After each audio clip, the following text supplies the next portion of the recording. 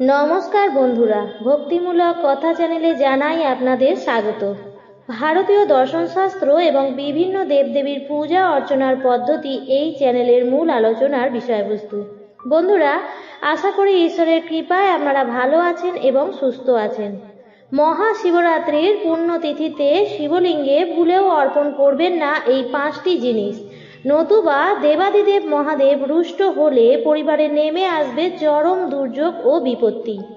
आजकेर भिडियोटिते एकटी खूबई गुरुत्वपूर्ण एवं प्रासंगिक विषय निये आलोचना करब। सामनेई आसते चलेछे महाशिवरात्रि और हाथे गोना कयेकदिन बाकी। देवादिदेव महादेवेर भक्तरा सारा बछर अपेक्षा करे थाकेन एई विशेष दिनटिर जन्य। এই দিন সারা দিন ধরে উপবাস রেখে প্রহরে প্রহরে শিবলিঙ্গ অভিষেক করে রাত্রি জাগরণ করে দেবাদিদেব মহাদেবের আরাধনা করলে বাবা অবশ্যই তার ভক্তদের ডাকে সাড়া দেন এবং তাদের মনস্কামনাও পূরণ করেন। শিবরাত্রি নিয়ম অনুসারে নির্জলা উপবাস রাখাই উচিত, তবে যারা নির্জলা উপবাস রাখতে পারেন না তারা সামান্য ফলাহার বা একবার দুধ সাবু খেয়েও শিবরাত্রি উপবাস করে থাকেন। তবে যেভাবেই আপনারা শিবরাত্রি উপবাস করে থাকুন না কেন, মহাশিবরাত্রিতে শিবলিঙ্গতে ভুলেও এই পাঁচটি জিনিস অর্পণ করবেন না। প্রত্যেকেই শিবরাত্রি ব্রত নিজের মতো করে থাকলেও কিছু কিছু নিয়ম অবশ্যই পালন করা উচিত। ঠিক সেরকম ভাবেই শিবলিঙ্গে কি কি অর্পণ করা উচিত এবং কি কি অর্পণ করা উচিত নয় তার স্বাস্থ্যসম্মত যে বিধি নিষেধ আছে তা মেনে চলা উচিত প্রত্যেকের। মহাশিবরাত্রির উপবাসের পূর্ণ ফল থেকে আপনি না হলে বঞ্চিত হতে পারেন। তাই বন্ধুদের কাছে একটাই অনুরোধ করব যে ভিডিওটি সম্পূর্ণ শেষ পর্যন্ত দেখবেন, আর দেখার পর যদি ভালো লাগে তাহলে অবশ্যই ভিডিওটিতে একটি লাইক করবেন এবং কমেন্টে লিখবেন হর হর মহাদেব, এবং পারলে আপনার নিকট আত্মীয় স্বজন এবং বন্ধু বান্ধবদের মধ্যে শেয়ার করে দেবেন যাতে সবাই এই ভিডিওটি দেখে উপকৃত হতে পারে। এবছর মহাশিবরাত্রি পড়েছে বাংলার 24শে ফাল্গুন 1430, ইংরাজির 8ই মার্চ 2024 শুক্রবার। তবে গোস্বামী মতে পড়েছে পরের দিন বাংলার 25শে ফাল্গুন, ইংরাজির 9ই মার্চ 2024 শনিবার। প্রচুর বন্ধুদের হয়তো মনে হতে পারে মহাশিবরাত্রি কবে পালন করা সঠিক হবে। বন্ধুরা, নিয়ম হচ্ছে মহাশিবরাত্রি যেদিন রাত্রি পাচ্ছে সেই দিনই পালন করার। চতুর্দশী তিথি শুরু হচ্ছে 8ই মার্চ রাত্রি 8টা থেকে থাকবে 9ই মার্চ সন্ধ্যা 5টা বেজে 43 মিনিট পর্যন্ত। মহাশিবরাত্রিতে প্রহরে প্রহরে শিবলিঙ্গের অভিষেক করা হয়। প্রত্যেকটি প্রহর কবে পড়েছে সেই দিনের ওপরই উপবাস করা উচিত। 8ই মার্চ সন্ধে থেকে 9ই মার্চ ভোর রাত পর্যন্ত সকালবেলায় পর্যন্ত পড়েছে 4টি প্রহর। তাই 8ই মার্চ শুক্রবার দিনই মহাশিবরাত্রি ব্রত পালন করা সঠিক হবে এবং শনিবার দিন পালন করবেন। চলুন বন্ধুরা, এবার আপনাদের বলে দিই মহাশিবরাত্রির দিন ভুলেও শিবলিঙ্গে কোন পাঁচটি জিনিস অর্পণ করবেন না। মহাশিবরাত্রি পুজোয় শিবলিঙ্গে বেল পাতা, ভান, সিদ্ধি, ধুতুরা, ফুল, বেল নিবেদন করতে হয়। তবে ভুলেও এই দিন শিবলিঙ্গে সিঁদুর দেবেন না। আসলে হিন্দু ধর্মে বিবাহিতা মহিলারা তাদের স্বামীদের দীর্ঘ জীবন কামনা করে স্মৃতিতে সিঁদুর লাগিয়ে থাকে, কিন্তু শিবলিঙ্গে সিঁদুর দিলে তা ধ্বংসের প্রতীক হয়ে যায়। মহাদেবের ধ্বংসাত্মক রূপকে প্রতিরোধ করার জন্যই শিবলিঙ্গে সিঁদুর নিবেদন করতে নিষেধ করা হয়। দ্বিতীয় যে জিনিসটি শিবলিঙ্গে ভুলেও অর্পণ করবেন না সেটি হচ্ছে হলুদ। হিন্দু ধর্মে হলুদকে অত্যন্তই শুভ ও পবিত্র বলে মনে করা হয়, কিন্তু মহাদেবের আরাধনার সময় হলুদের ব্যবহার করা ঠিক নয়। আসলে শাস্ত্র অনুসারে হলুদ মহিলাদের সঙ্গে সম্পর্কযুক্ত এবং শিবলিঙ্গ হলো পৌরুষের প্রতীক। তাই শিবলিঙ্গে ভুলেও হলুদ লেপন করবেন না। শুধু মহাশিবরাত্রি নয়, কোনো দিনই শিব পূজায় হলুদের ব্যবহার করা ঠিক নয়। তৃতীয়, শাস্ত্রে নিষেধ রয়েছে যে জিনিসটি ভুল করেও শিবলিঙ্গে অর্পণ করবেন না সেটি হচ্ছে তুলসী পাতা। শাস্ত্র অনুসারে তুলসী, যার নাম বৃন্দা, তিনি ছিলেন শঙ্খচূড় নামক এক অসুরের স্ত্রী। বৃন্দা ছিলেন একনিষ্ঠ একজন স্ত্রী। তুলসীর ভক্তির কারণে কোনো দেবতাই শঙ্খচূড়কে যুদ্ধে পরাজিত করতে পারেননি। শঙ্খচূড় যখনই যুদ্ধক্ষেত্রে যেতেন তখনই তার স্ত্রী তুলসী তার স্বামীকে রক্ষা করতে এবং যুদ্ধে জয়ী হওয়ার জন্য কঠোর তপস্যা করতেন। তুলসীর তপস্যার কারণে কোনো দেবতা তুলসীর স্বামী রাক্ষস শঙ্খচূড়কে যুদ্ধক্ষেত্রে পরাজিত করতে পারেননি। তারপর সমস্ত দেবতারা যুদ্ধে শঙ্খচূড়কে পরাজিত করার জন্য ভগবান বিষ্ণু এবং ভগবান শিবের কাছে প্রার্থনা করলেন।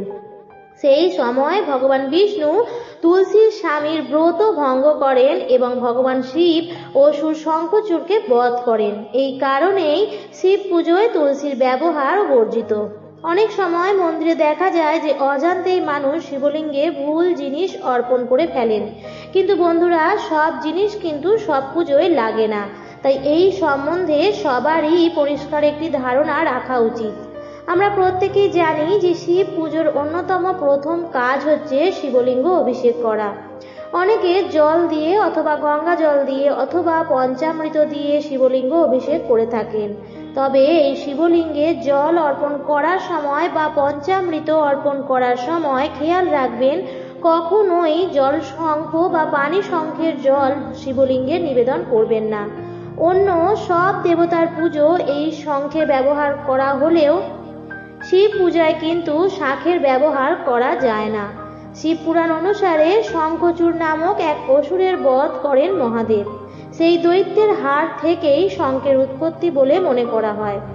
দৈত্য শঙ্খচূড় আবার বিষ্ণুর ভক্ত, তাই বিষ্ণু পূজায় শঙ্খ ব্যবহৃত হলেও শিবের আরাধনায় শঙ্খের ব্যবহার বর্জিত। তাছাড়াও জল শঙ্খের অনেক কাজ আছে, তবে শিব পুজোয় জল শঙ্খের জল আপনারা কখনোই অর্পণ করবেন না। এমনকি ঠাকুরের সিংহাসনের একই স্থানে শিবলিঙ্গ এবং জল শঙ্খ রাখতে পারবেন না। ঠাকুর ঘরে জল শঙ্খের স্থান হবে শিবলিঙ্গের নিচে এবং দুটি জিনিস কখনোই পাশাপাশি রাখবেন না। ঠাকুরের সিংহাসনের মধ্যেই শিবলিঙ্গকে একটু ওপরের দিকে এবং জল শঙ্খকে একটু নিচের দিকে রাখবেন। এবার শিব পুজোতে ভুলেও আপনারা শঙ্খধ্বনি করবেন না। ডুমরুর আওয়াজ শিব ঠাকুরের অত্যন্তই প্রিয়, তাই পুজোর পরে ডুমরু বাজাতে পারেন, কিন্তু ভুল করেও শঙ্খধ্বনি করবেন না। আমরা প্রত্যেকেই জানি যে শিব পুজোতে আবশ্যক একটি জিনিস হলো বেলপাতা। বেলপাতা ছাড়া শিব পুজো অসম্পূর্ণ। কিন্তু অনেকেই হয়তো জানে না যে বেলপাতা নিখুঁত হতে হবে। নিখুঁত 3টি পাতাযুক্ত বেলপাতায় শিবলিঙ্গ অর্পণ করাই উচিত।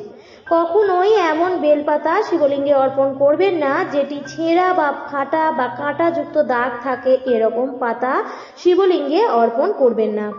নিখুঁত 3টি পাতাযুক্ত বেলপাতা যদি আপনি 1টি বা 3টিও পান তাহলে সেটিও অর্পণ করতে পারেন, তাহলেও দেবাদিদেব মহাদেব সন্তুষ্ট হবেন। তবে কখনোই কোনো ক্ষত জিনিস শিবলিঙ্গে অর্পণ করবেন না। আমরা প্রত্যেকেই জানি শিবলিঙ্গে অক্ষত আতপ চাল অর্পণ করতে হয়, তবে চাল অর্পণ করলে মনস্কামনা পূর্ণ হয়। কিন্তু তার সাথে সাথে খেয়াল রাখবেন চাল অর্পণ করার আগে চালটি ভালো করে বেছে নেবেন। কোনো ভাঙা চাল কিন্তু শিবলিঙ্গে অর্পণ করবেন না। কোনো ভাঙা চাল কিন্তু যে কোনো পুজোর জন্যই অশুভ, এটি প্রকৃতিতে অশুদ্ধ। তাই শিবলিঙ্গে অক্ষত বা পুরো ধানের দানা অর্পণ করুন, এতে ভগবান খুশি হবেন। কিন্তু কখনোই শিবলিঙ্গে ভাঙা চাল ব্যবহার করবেন না, এতে আপনার পুজো অসম্পূর্ণ থেকে যায়। একটি ফুল আছে যেটি আপনারা শিবলিঙ্গে ভুলেও অর্পণ করবেন না। আমরা প্রত্যেকেই জানি যে দেবাদিদেব মহাদেবের প্রিয় ফুল হচ্ছে ধুতুরা ফুল এবং আকন্দ ফুল, নীলকণ্ঠ ফুল বা কলকে ফুল। কিন্তু শিবলিঙ্গে ভুলেও অর্পণ করবেন না কেতকী ফুল। এই ফুলটি কিন্তু শিবলিঙ্গে অর্পণ করবেন না। মহাশিবরাত্রির দিন নয়, যে কোনো দিনই কখনোই এই ফুলটি শিবলিঙ্গে অর্পণ করবেন না। এছাড়াও এর আগের ভিডিওতে আমি বিস্তারিত আলোচনা করেছি যে শিব পুজোয় কখনোই কিন্তু স্টিল বা লোহা এই জাতীয় পাত্র ব্যবহার করা যাবে না।